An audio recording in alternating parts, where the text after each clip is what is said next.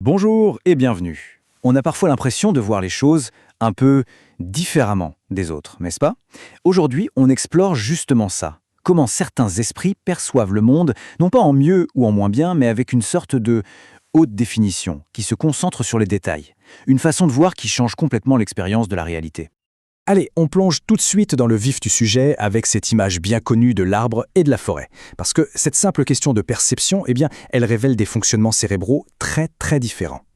Alors, cette question, elle est vraiment au cœur d'un concept cognitif assez fascinant.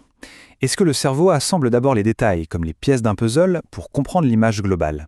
Ou bien est-ce qu'il saisit l'ensemble avant même de distinguer les pièces? Pour la majorité d'entre nous, la réponse se trouve dans un processus qu'on appelle la cohérence centrale. Et pour la plupart d'entre nous, ce processus est complètement automatique. Pensez-y une seconde. En entrant dans une pièce, on voit une cuisine, pas une collection de placards, de poignées, de carreaux. Le cerveau, il privilégie la vue d'ensemble pour donner un sens rapide et efficace à ce qui nous entoure. Bon, maintenant, voyons un peu comment ce concept a été utilisé pour la première fois afin de comprendre les conditions du spectre de l'autisme. C'est vraiment là que l'idée de cohérence centrale a pris toute son importance dans la recherche. Au tout début, on est dans les années 80, la chercheuse Uta Frith a formulé la théorie d'une faible cohérence centrale. L'idée à l'époque, c'était quoi? C'était que le cerveau des personnes autistes avait du mal à assembler tous les détails pour former un tout cohérent, pour voir le fameux big picture. C'était vraiment perçu comme un déficit. Mais voilà, la science, ça évolue, et avec elle, notre compréhension. On a fini par réaliser que ce n'était peut-être pas du tout un déficit. Et si, au lieu d'une faiblesse, c'était en fait une force? Un recadrage puissant qui change toute la perspective. Ce tableau, il illustre parfaitement ce changement radical de paradigme. On ne parle plus d'une faiblesse à voir le global, mais bien d'une facilité, d'une prédisposition même, pour traiter le détail. La perception n'est plus vue comme défaillante, mais comme un style cognitif à part entière, une sorte de spécialisation. Il est donc crucial de comprendre qu'on parle d'une manière différente de traiter l'information, et non d'un dysfonctionnement. L'attention est tout simplement attirée naturellement par les détails et les composants, plutôt que d'être automatiquement aspirée par la vue d'ensemble. Allez, à cette théorie, passons un peu à la pratique. On va voir comment ce style cognitif se manifeste très concrètement dans des tests visuels. C'est là que l'abstrait devient tangible, qu'on peut vraiment observer cette perception en action. Regardons ce test classique. Le but du jeu est de repérer la forme simple, en bas, qui est cachée quelque part dans l'image complexe du dessus.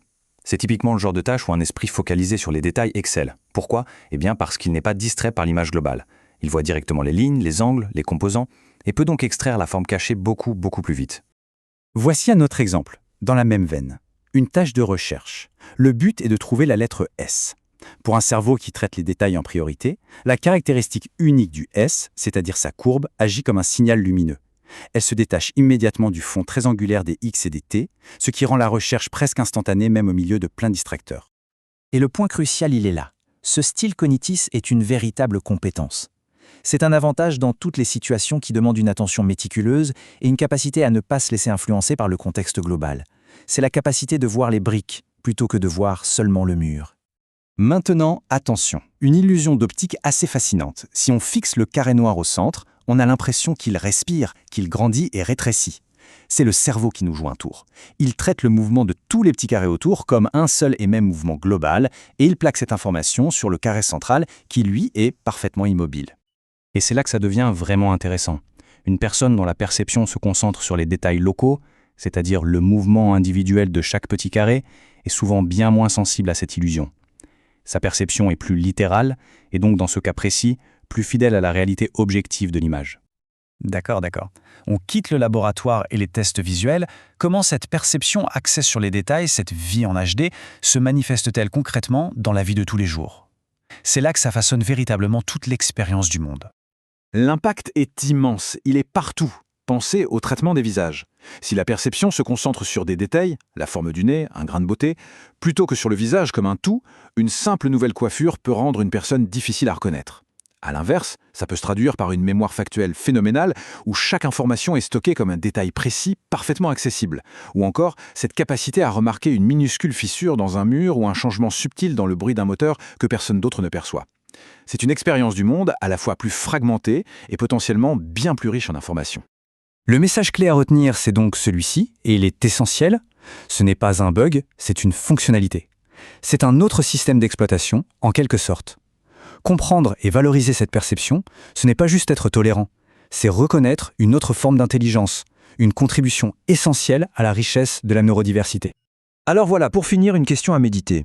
Et si, pour un instant, on pouvait tous désactiver notre pilote automatique global et voir le monde à travers ce filtre de haute définition?